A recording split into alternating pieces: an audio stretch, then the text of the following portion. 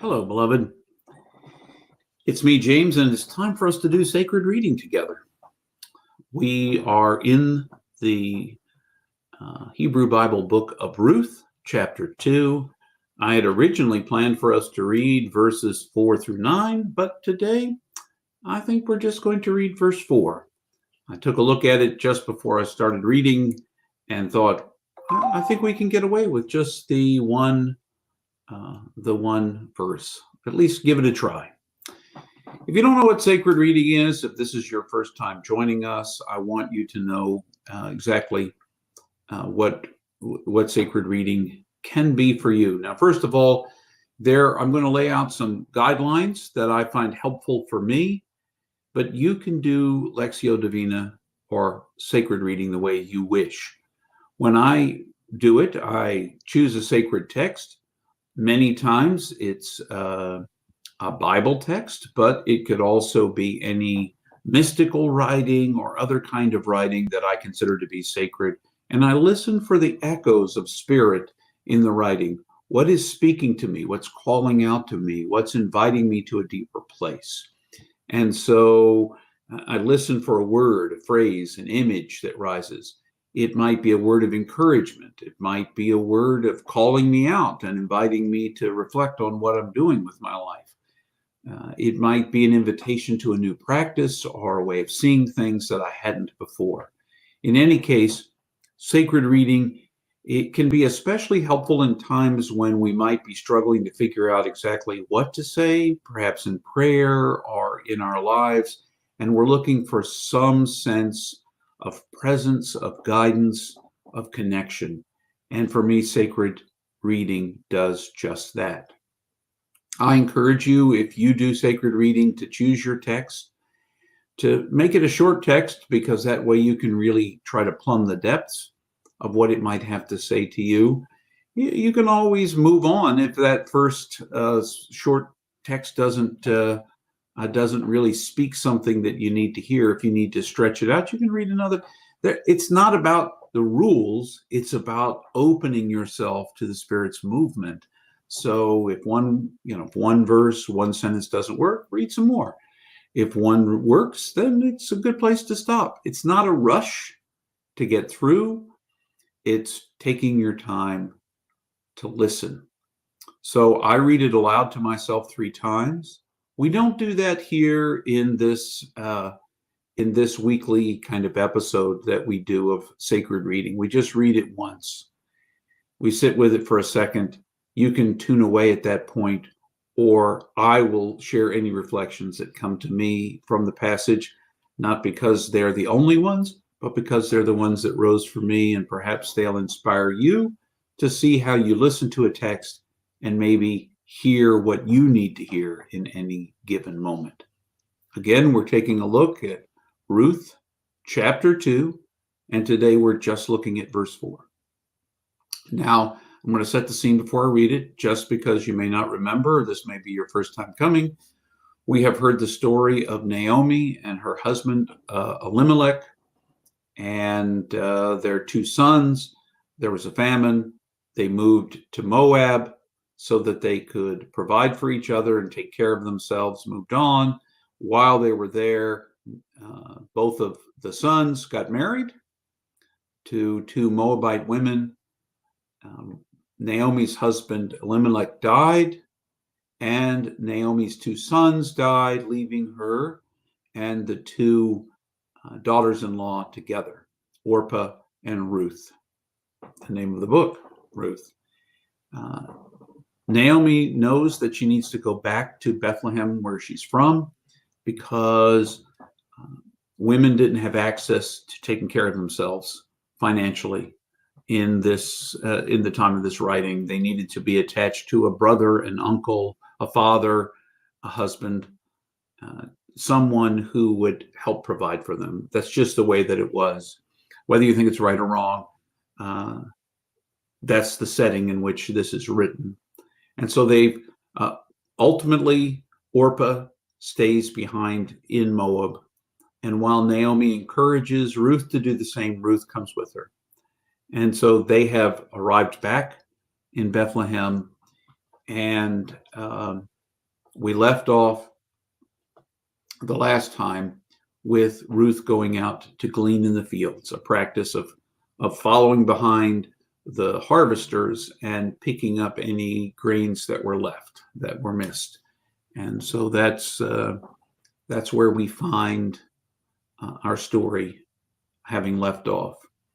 And she's in the field of a man named Boaz, who is a member of Elimelech's clan.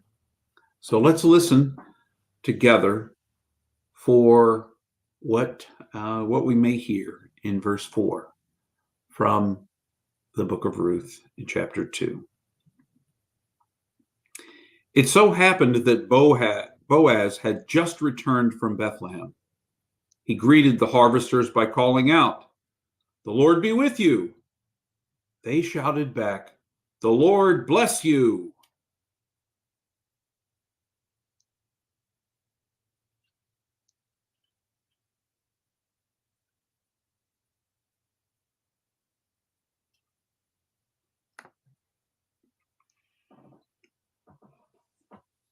So, I don't know what you may have heard, and you may think, "Wow, it's Boaz coming back, waving at his workers, greeting them, and they greet him back." What might be gleaned there? I liked, in all honesty, it's so much of life is set around preferences when we listen to things, I suppose. Try to suspend those when I'm doing sacred reading, but I appreciated the way that they greeted one another.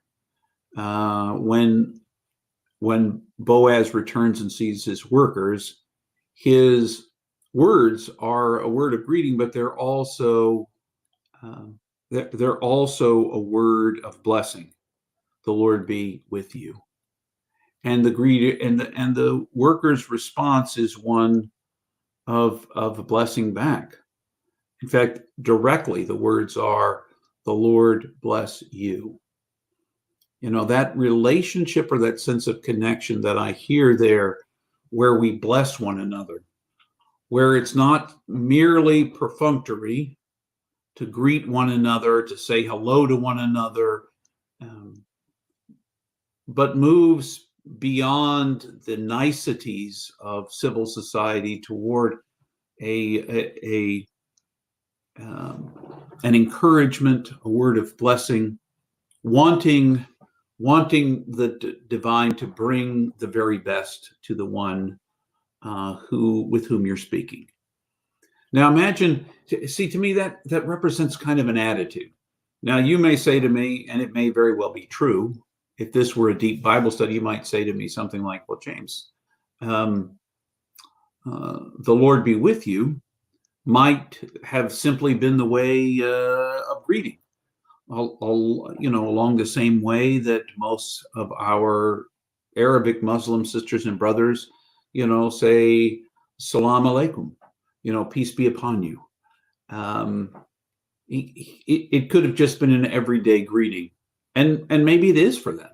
Maybe it was for them, but for me, hearing "the Lord be with you," "the Lord bless you," what I hear is a kind of intentional sense that the presence of the divine in every relationship, in every greeting, in every moment that we encounter. I'm invited to see that just saying hi to the person who's helping me check out when I go to the grocery store, just saying hi to the person who is preparing my coffee or whatever it may be, and doing so with a kind of intention behind it, a sense of purpose, and that purpose being to wish the very best to the person in front of me, not just perfunctorily, but actually with a sense of meaning, of intention, of recognizing our common humanity and what binds us together.